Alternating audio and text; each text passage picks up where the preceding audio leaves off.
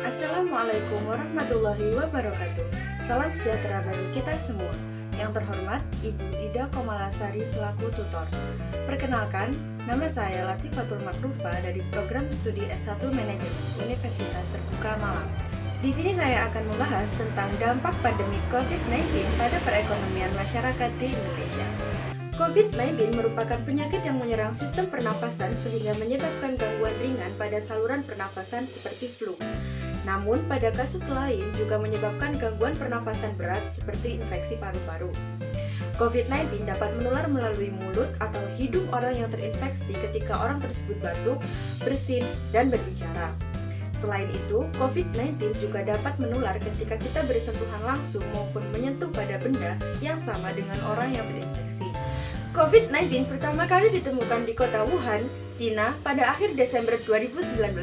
Virus ini menular dengan sangat cepat dan menyebar hampir ke semua negara termasuk Indonesia hanya dalam waktu beberapa bulan.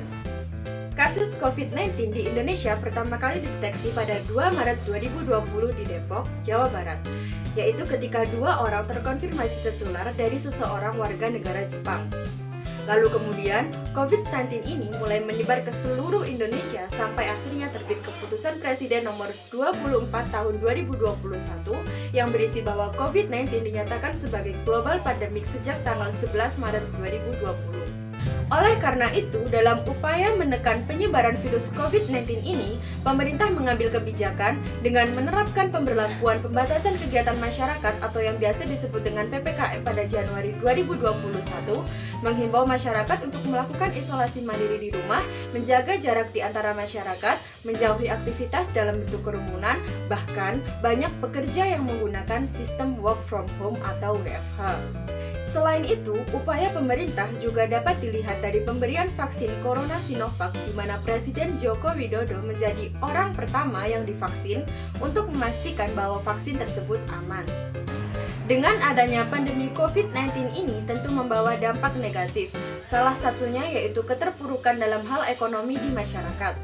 Tak hanya negara berkembang seperti Indonesia saja yang terdampak pandemi ini, bahkan banyak negara maju yang juga terdampak seperti Singapura, Hong Kong, dan Jepang.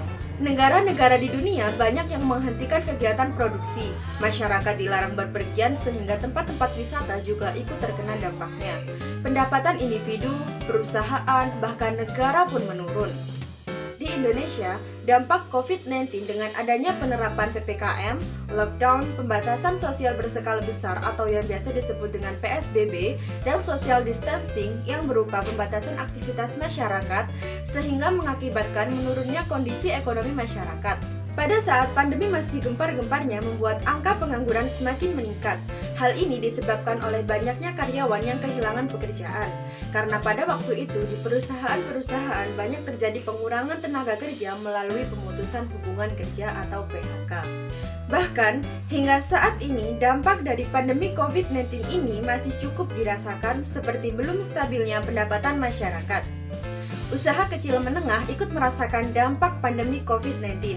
Seperti beberapa toko di pusat perbelanjaan memilih menutup tokonya karena semakin sedikitnya pembeli dan tidak mampu membayar gaji karyawan serta sewa toko. Untuk menambah pendapatan, sejumlah pedagang beralih memasarkan dagangannya melalui platform e-commerce seperti Shopee, Tokopedia, ataupun bisa dengan hal sederhana seperti memasarkan lewat story WhatsApp atau Facebook.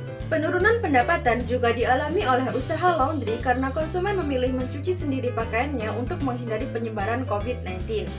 Oleh karena itu, dengan adanya COVID-19 juga membuat pelaku usaha mau tidak mau harus bisa melek teknologi agar tetap bisa mempertahankan usahanya di masa pandemi. Karena kebanyakan orang lebih memilih berbelanja online daripada datang langsung ke pusat perbelanjaan. Selain itu, dengan pemasaran secara online juga dapat menjangkau lebih banyak konsumen dan sangat efektif untuk dikembangkan agar usaha yang dijalankan masyarakat bisa tetap berjalan di masa pandemi. Akan tetapi, tidak semua usaha mengalami penurunan. Salah satu usaha yang justru mengalami peningkatan adalah pedagang pulsa. Hal ini dikarenakan tingginya pembeli pulsa dan voucher untuk kebutuhan sekolah dan kuliah online. Para pegawai yang melaksanakan work from home yang mengharuskan mereka membeli kuota internet. Walaupun begitu, pendapatan yang dihasilkan tetap saja kurang untuk mencukupi kebutuhan hidup sehari-hari dikarenakan banyak kebutuhan pokok yang harganya malah semakin melonjak tinggi. Dapat disimpulkan bahwa bisnis kecil saat pandemi sangat berdampak buruk dan berpengaruh besar pada keuangan. Berikut ini adalah beberapa tips yang bisa membuat bisnis tetap berjalan saat pandemi, yaitu membuat sistem bisnis yang optimal, melakukan kerjasama promosi dengan pebisnis, bersikap transparan terhadap karyawan, dan membuat produk baru dengan kebutuhan masyarakat terkini. Sekian gagasan yang saya sampaikan. Jangan lupa untuk selalu menjaga kesehatan dan mengupgrade pengetahuan kita tentang teknologi agar dapat bertahan dan tetap bisa menjalankan usaha melalui bisnis online.